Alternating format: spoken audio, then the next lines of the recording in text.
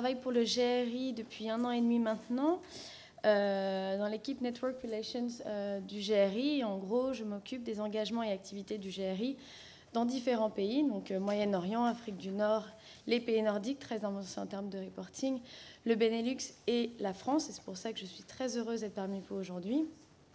Parmi mes activités, une des activités principales, c'est la coordination du Organizational Stakeholders Programme qui rassemble le cœur de réseau du GRI. Donc aujourd'hui, c'est 600 organisations qui soutiennent le GRI financièrement et de par leur expertise aussi. Donc aujourd'hui, je voudrais juste vous présenter brièvement le Global Reporting Initiative en tant qu'organisation, parce que vous connaissez sûrement la ligne directrice, mais peut-être pas l'organisation qu'il y a derrière et comment les lignes directrices sont développées. Après, je parlerai donc des G4, leur développement et puis les principales caractéristiques des G4 sans entrer dans le détail. Encore une fois, il y a beaucoup de ressources disponibles et je suis là si vous avez des questions. Et enfin, ce qu'on avait discuté aussi avec le C3D, ce qui serait intéressant de voir, c'est 1 an après le lancement des G4, quelles sont les premières conclusions et comment le GRI appréhende un peu la mise en pratique des G4. Donc tout d'abord, le Global Reporting Initiative, on est une organisation à but non lucratif qui favorise ou qui tend à favoriser, qui souhaite favoriser un développement économique, social et environnemental plus durable. Pour ce faire, le GRI met à disposition de tout type d'organisations, entreprises, multinationales, PME, mais aussi ONG par exemple, un cadre de reporting au niveau international, donc qui peut être applicable dans tout pays. C'est bien ça la nature même et l'essence même du GRI, c'est de faire du reporting développement durable une pratique courante, non pas pour certains leaders, mais vraiment pour un ensemble d'organisations. Et d'aller donc vers cette vision, donc le GRI s'est donné, qui est une économie mondiale plus durable, où les entreprises rapportent en toute transparence. Le GRI, donc on a on va dire un secrétariat qui est un peu notre siège social, si on peut dire, qui est basé à Amsterdam, donc là d'où je travaille aussi, où on a toutes les équipes, l'équipe communication, mais aussi l'équipe qu'on appelle la Guida Team, qui s'occupe de toutes les relations intergouvernementales et qui a travaillé notamment de manière très près avec la Commission européenne, pour faire référence à ce qui a été dit précédemment ce matin. Donc on a une 60aine au secrétariat. Et on a aussi ce qu'on appelle des focal points. Donc ça, ce sont des bureaux du GRI, on en a 7 aujourd'hui, qui sont donc un en Chine, un en Australie, un aux États-Unis évidemment. Le dernier qu'on ait ouvert est en Colombie. Et ces focal points permettent au GRI d'être sur place, de comprendre quelles sont les parties prenantes sur place et de vraiment créer des liens plus forts et d'appréhender et de comprendre un peu le contexte local. On a évidemment, donc, comme j'ai cité, nos organizational stakeholders. Donc ça, c'est vraiment le cœur de réseau du GRI. On repose beaucoup sur ces OS, comme on les appelle, sur de nombreux sujets, notamment, vous le verrez par la suite, sur cette compréhension de la mise en pratique des lignes directrices et pour vraiment comprendre d'un point de vue plus pratique ce que ça implique pour les utilisateurs des lignes directrices. Des training partners, donc ça c'est quelque chose aussi qui pourrait peut-être vous intéresser. Donc en France c'est l'AFNOR, ils délivrent des workshops et des groupes afin de pouvoir présenter un peu le travail de reporting s'il y a des questions, notamment via au GRI, et délivrent un certificat du GRI. On a aussi un data partner, donc c'est Dolores Larocque qui fera une présentation par la suite. Et les data partners ont pour mission d'alimenter la base de données du GRI, que je vais vous présenter aussi par la suite. Le GRI, évidemment, travaille de manière très près avec de nombreuses initiatives internationales. Donc là, j'en ai cité quelques-unes. ISO, UNEP, le Global Compact, OECD. Et ces alliances stratégiques, et ça, je vous le présenterai aussi par la suite, se retrouvent notamment au sein des lignes directrices avec le travail d'harmonisation que l'on a fait notamment avec les lignes directrices G4. Donc ça, ce sont les groupes de parties prenantes du GRI qui ont été identifiés et classifiés sur ces différents que vous pouvez voir sur ce slide. Donc évidemment les entreprises, business, qui sont les premiers utilisateurs des lignes directrices, mais aussi tous les acteurs de la société civile, les gouvernements qui intègrent donc les représentants de gouvernements, mais aussi par exemple la Commission européenne, les marchés financiers, et ça on en parlait juste avant, donc le GRI est aussi en relation notamment avec Robeco-Sam pour savoir comment on peut encore une fois harmoniser donc, tous ces différents questionnaires référentiels aujourd'hui. Donc, nous sommes en contact aussi avec eux et c'est une des parties prenantes, évidemment, les investisseurs du GRI et donc du reporting développement durable.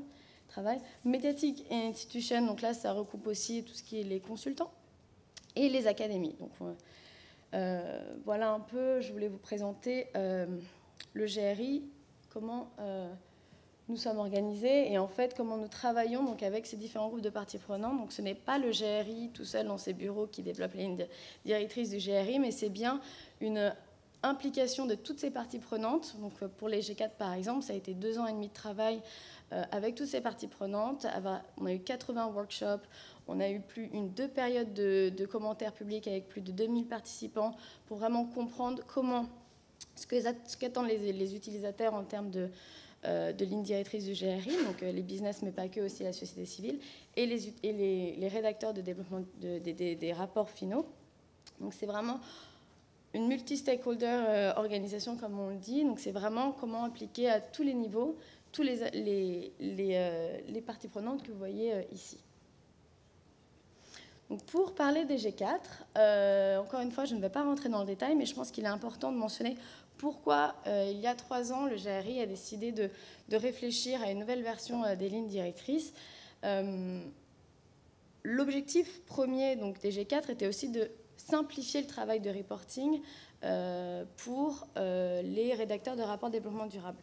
En simplifiant donc, ce travail-là, on essayait aussi de faire que le reporting développement durable devienne une pratique courante. Donc, au début, donc, il y a 3 ans, le GRI avait déjà anticipé donc, de toute façon une croissance rapide de la production de rapports de développement durable, mais aussi un intérêt, on va dire, très accru sur, et on en parlait beaucoup ce matin, sur la matérialité, sur des sujets pertinents, comment faire que les rapports aujourd'hui soient non pas des rapports de 200 pages que personne ne lit, mais bien des documents beaucoup plus concis, beaucoup plus stratégiques, et du coup il y a une grosse réflexion, beaucoup de groupes de travail qui ont été menés sur ce sujet-là. Et on le verra par la suite, c'est un des changements majeurs au sein des G4. Mais aussi, et ça on en parlait aussi précédemment, l'harmonisation des différents cadres et des différents systèmes d'information qui sont aujourd'hui présents. Donc il y a 15 ans, le GRI était un peu tout seul sur ces sujets-là. Aujourd'hui, on voit qu'il y a beaucoup d'autres cadres qui sont mis à disposition des organisations, ce qui est très bien. Et maintenant, l'idée, c'est de savoir comment on peut harmoniser ces différents cadres et, encore une fois, simplifier le travail du rédacteur. Un autre sujet qui avait été déjà bien précédemment évoqué, et donc de comprendre comment une nouvelle version des lignes directrices pouvait faciliter le travail du reporting intégré.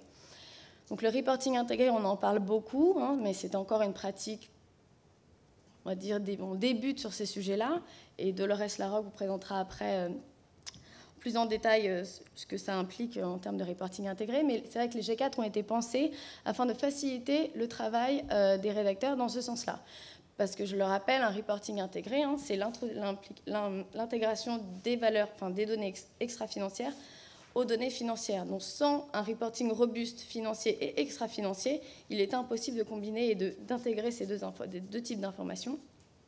Et l'objectif des reportings intégrés, encore une fois, c'est d'avoir une belle représentation des valeurs, de la production de valeur d'une entreprise, qu'elle soit financière ou extra-financière, comme le disait Hélène ce matin. Voilà, donc ça c'était pourquoi les G4. Et donc je voulais juste sur 2-3 slides vous présenter un peu les G4.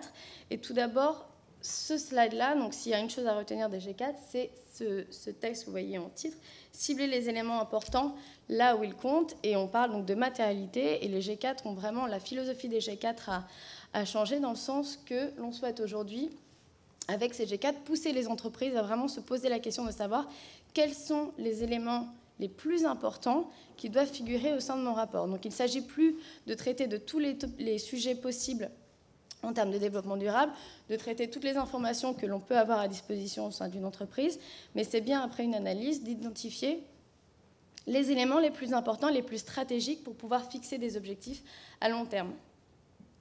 Et juste la définition qui est présente au sein des G4 de ce qu'on appelle la pertinence, donc matérialité, mais dans le jargon GRI, c'est la pertinence. Ce principe n'est pas nouveau, il fait déjà partie de la version précédente des lignes directrices du GRI, donc les G3.1.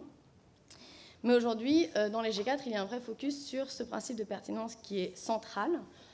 Et on voit qu'il y a 2 volets, et ça, Hélène aussi en parlait ce matin. Il est très important d'une part, de comprendre les impacts économiques, socio-environnementaux que l'entreprise peut avoir avec ses activités, mais aussi de comprendre quelles sont les attentes des parties prenantes au regard des activités de l'entreprise. Et c'est bien sur ces deux volets-là que tout le travail de matérialité, de comprendre quels sont les éléments pertinents à intégrer au rapport va se faire. Et donc dans les lignes directrices, je ne vais pas rentrer dans le détail, mais vous avez certains process qui sont mis à votre disposition pour comprendre quelles sont les étapes pour définir ce seuil, en gros, que l'entreprise va devoir fixer, savoir à quel moment les éléments sont assez importants pour être à la fin, figurés à la fin dans mon rapport final. Juste un élément important, si le rapport final, on va dire, se base sur deux aspects très importants, il est aussi possible de référencer d'autres aspects qui vous semblent aussi importants, par exemple sur votre site internet. L'idée, c'est de ne pas juste sélectionner un certain nombre d'informations, mais c'est dans ce rapport final avoir un rapport très stratégique et après réfléchir sur comment donner une information pertinente à différents groupes de parties prenantes, peut-être sur différents d'autres supports. Et ça, encore une fois, si vous avez des questions, nous pourrons en parler. Et juste sur ce slide-là, j'ai regroupé en gros, de manière assez simplifiée, les différentes caractéristiques, les principales caractéristiques des G4. Donc le premier, comme je vous le disais, le focus sur la matérialité, sur le principe de pertinence. Le deuxième, c'est si vous êtes familier des lignes directrices du GRI. Précédemment, on avait des niveaux d'application A, B et C. Suite à de nombreux retours, groupes de travail, encore une fois, c'est vrai que ce système était jugé comme un système de notation et pouvait juger la qualité du rapport, ce qui n'était pas du tout le cas à la base lors du développement de ce système-là. Et du coup, il a été retiré et aujourd'hui, nous avons un système de conformité avec deux options. Core, donc en français c'est critères essentiels, et comprehensive, critères exhaustifs. Donc ça, c'est un des grands changements aussi au sein des G4. Des éléments nouveaux révisés, donc certains indicateurs ont été modifiés, retirés, ajoutés, afin de correspondre au plus près des tendances, des attentes des parties prenantes, mais aussi des besoins des entreprises produisant un rapport. Donc notamment sur la gouvernance, sur la chaîne d'approvisionnement, anticorruption, donc des sujets qui ont été aussi traités ce matin et qui réfèrent notamment aux sujets qui sont présents dans la directive qui est sortie donc, auprès de la directive européenne. Donc les sujets qui sont traités dans la directive européenne sont couverts par le GRI. Donc ça, c'est un élément que je voulais aussi préciser. Alignement avec d'autres cadres. Donc ça, je vais revenir sur le slide suivant. Et vous voyez aujourd'hui que le format est différent. Donc on a aujourd'hui deux bouquins. Je vous conseille de lire simplement le premier. Et les deux sont disponibles gratuitement sur le site internet du GRI. Au sein des lignes directrices, et donc là je reviens sur ce gros travail d'harmonisation qui a été fait durant donc, ces 3 années de préparation des lignes directrices du G4, les G4 aujourd'hui référencent à peu près 80 conventions, déclarations internationales au sein des lignes directrices et intègrent aussi des références à plus de 20 cadres, 20 cadres internationaux.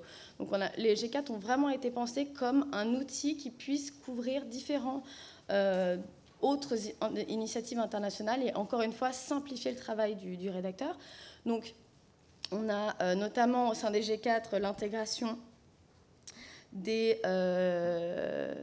Global Compact, donc des 10 principes du Global Compact, des Guidelines for Human Rights des Nations Unies, mais aussi d'autres cadres, et là j'en cite que quelques-uns.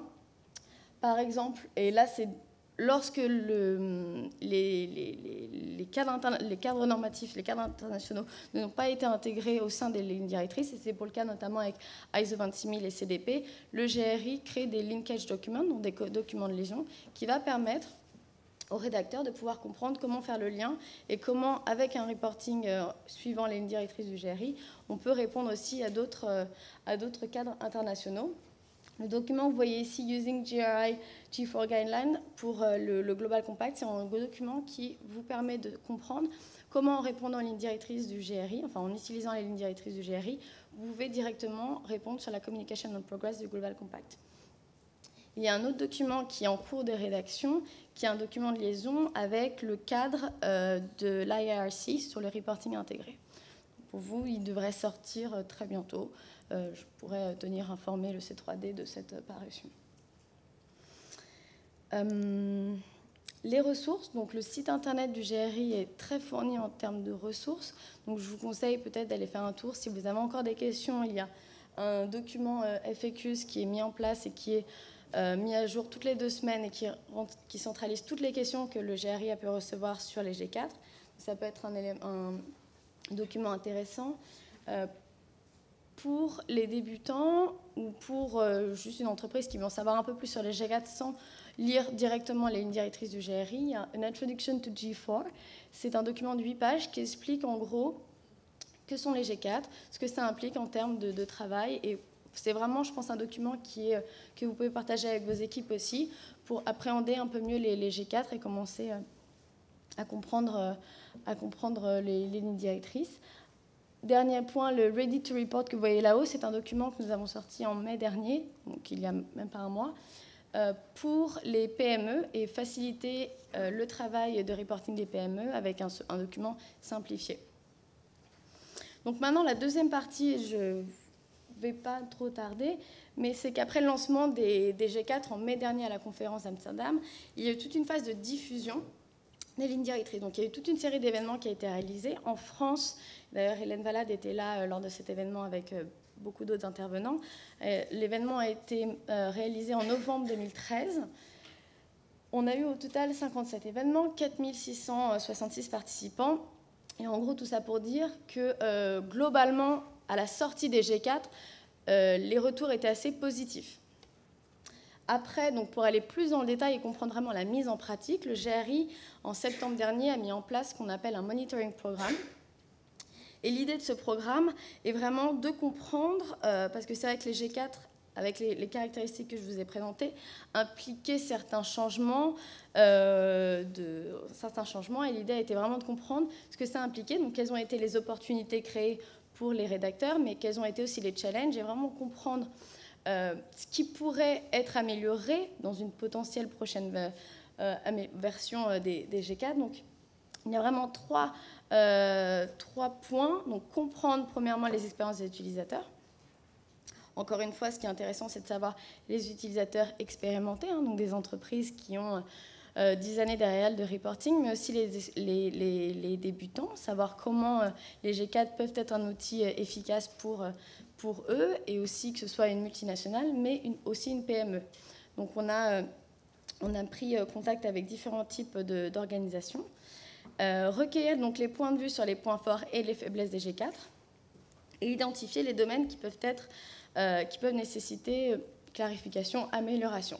Et ce que je voulais vous dire aujourd'hui, c'est que vous pouvez participer si vous avez un point de vue, un commentaire à faire. Donc il y a un questionnaire qui est en ligne, donc c'est une dizaine de pages qui permet de structurer vraiment les retours qui peuvent être faits au GRI, et une boîte email qui a été créée, donc feedback@globalreporting.org, et je vous invite vivement à partager avec nous vos commentaires. Quelque chose qui peut être aussi intéressant, donc l'objectif aussi du monitoring programme, c'est de pouvoir créer des cas d'études et pouvoir partager des bonnes pratiques avec l'ensemble des rédacteurs. Et c'est ce que le GRI va essayer de faire et est en train de faire. Donc pour l'instant, tous les retours que nous avons reçus sont en train d'être analysés, vont être partagés avec un des organes de gouvernance du GRI qui s'appelle le Technical Advisory Committee, et par la suite seront publiés.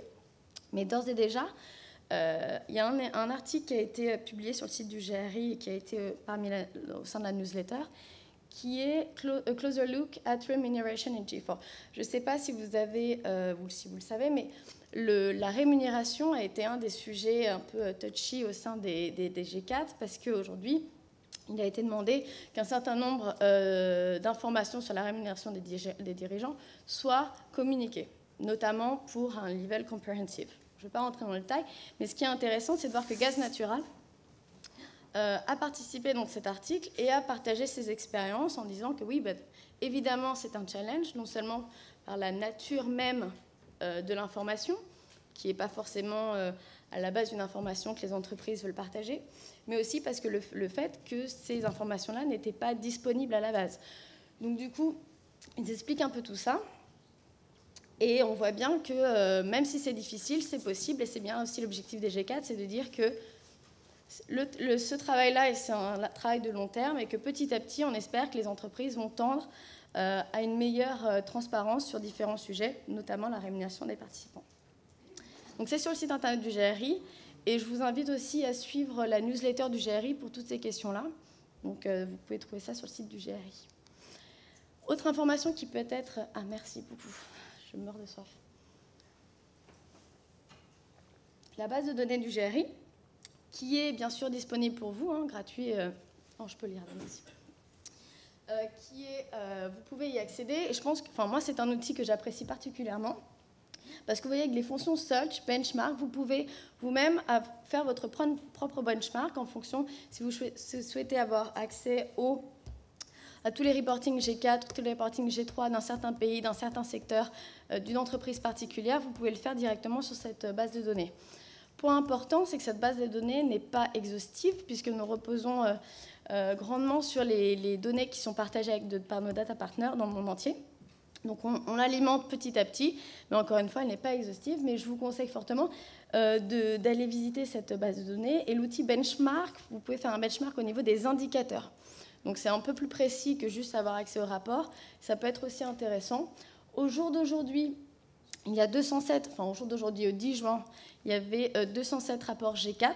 On sait qu'il y en a plus qui sont en cours de développement, en cours de validation, et qui devront bientôt intégrer la base de données G4. Juste quelques données, et je crois que je n'ai pas tous les slides, oui, ça passait pas, mais juste pour vous dire qu'en termes de répartition aujourd'hui des rapports G4 par région, c'est l'Europe qui mène avec 38%. Bon, ça, ce n'est pas une grosse surprise, parce que l'Europe, c'est vrai, est leader sur ces sujets-là. Un autre graphique, c'est qu'en Europe, le pays leader, en tout cas sur ces sujets-là, reste quand même les Pays-Bas, suivi de certains pays nordiques comme la Finlande et la Suède. Un autre slide important que je voulais vous présenter, c'est qu'on voit bien que la majorité aujourd'hui des entreprises qui ont utilisé les lignes directrices G4 ont commencé avec un level core, c'est-à-dire le level critères essentiels. Et ça prouve bien que les G4 promeut le fait que le reporting développement durable, c'est un long voyage, entre guillemets, et que petit à petit, l'entreprise, si elle le souhaite et si ça répond à ses besoins, pourra atteindre un level compréhensible. Donc j'ai rencontré d'autres entreprises telles que Philips, par exemple, qui ont tout de suite décidé de commencer au niveau comprehensive. Donc c'est vrai que ça a été un gros travail, notamment avec leur cabinet de conseil, etc. Et donc c'était intéressant de comprendre un peu quels ont été leurs challenges. Et alors du coup, je vais passer sur ça. Et voilà, ça c'est une information aussi importante que je voulais partager avec vous. Et après, je vais laisser la parole aux entreprises qui ont appliqué donc les lignes directrices et qui pourront vous en dire plus. Mais au sein du monitoring programme et avec nos organizational stakeholders, nous avons développé ce qu'on appelle le Pioneers Programme. C'est 98 organisations qui se sont engagées à publier dans les 2 ans un rapport basé sur les lignes directrices du GRI G4. Donc vous voyez, il y a eu beaucoup de questionnaires, beaucoup de commentaires, et en fait, ce programme a été établi sur 2 phases. La première phase, c'était plutôt une phase de soutien de la part du GRI et permettre aux entreprises de pouvoir échanger avec leurs pairs et de pouvoir partager leur expérience. La deuxième phase, et c'est là où c'est aussi intéressant pour le GRI, ça a été des focus group qui ont permis au GRI de récolter différents commentaires sur des sujets bien particuliers. Donc encore une fois, c'était assez structuré. Et ce que je voulais partager avec vous, c'est qu'on note certains changements qui ont été vraiment appréciés de la part des organisations. Le premier, ça a été le focus sur la matérialité, sur la pertinence, qui a été très apprécié par les organisations puisqu'elle leur permet d'avoir des rapports qui ont plus de sens et plus stratégiques. Donc ça, c'est quelque chose que l'on a entendu beaucoup. La deuxième opportunité, ça a été de pouvoir se rapprocher de ces parties prenantes, parce que ça aide dans tout ce travail de matérialité, de comprendre les aspects pertinents. Les entreprises ont dû communiquer, dialoguer avec leurs parties prenantes, et ça a vraiment été vu comme un plus en termes d'opportunités. Et un autre point qui a été apprécié, c'est que c'est vrai qu'avec les G4, ou en tout cas avec l'utilisation des G4, ce qu'on pourrait recommander, il y a eu un rapprochement entre les différents départements au sein d'une entreprise. Donc c'est plus seulement le département développement durable qui va produire le rapport, mais il y a vraiment un échange qui a été fait avec des différents silos de l'entreprise, et ça c'est quelque chose qui a été grandement apprécié, encore une fois par des rédacteurs expérimentés plus de 10 ans de reporting, mais comme aussi des débutants, enfin on va dire, j'ai entendu des primo-reportants sur ces sujets-là. Après, évidemment, il y a aussi des challenges qui ont été rencontrés, parce que c'est vrai que ça veut dire changer une certaine méthode qui avait été en place depuis peut-être certaines années. Donc ça a été perçu aussi comme un challenge, mais c'était aussi le but. Il y a eu des efforts supplémentaires qui ont été perçus. Une difficulté aussi sur la matérialité, hein. Comment identifier les aspects pertinents, où est-ce que je mets mon seuil, comment je fais en sorte de pouvoir répondre à toutes les attentes de mes parties prenantes sans en froisser aucune. Toutes ces questions-là qui ont provoqué donc, beaucoup de discussions au sein des entreprises. Et on a aussi noté une difficulté dans la définition des périmètres, parce que précédemment, pour un reporting, il y avait un périmètre donné. Donc, normalement, c'était le périmètre financier classique que l'on connaît. Et dans les G4, il est demandé, enfin en tout cas préconisé,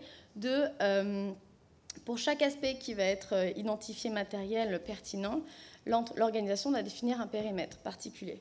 Et c'est vrai qu'il a été jugé assez difficile de pouvoir définir clairement les périmètres de chacun des impacts qu'une entreprise peut avoir, à savoir où vraiment a lieu cet impact-là. Un autre programme que l'on fait, donc encore une fois, c'est seulement pour nos organizational stakeholders, mais c'est G4 in Practice, et c'est une revue qui a été mise en place notamment en Australie, donc ils sont assez leaders aussi sur ces questions-là. Et c'est toutes ces entreprises-là qui ont déjà appliqué les G4 et qui ont partagé leur point de vue sur les G4, leurs challenges, les opportunités que cela a créées. Et je pense que cela va donner lieu à des études de cas qui seront aussi publiées pour l'intégrité du réseau, du network du GRI.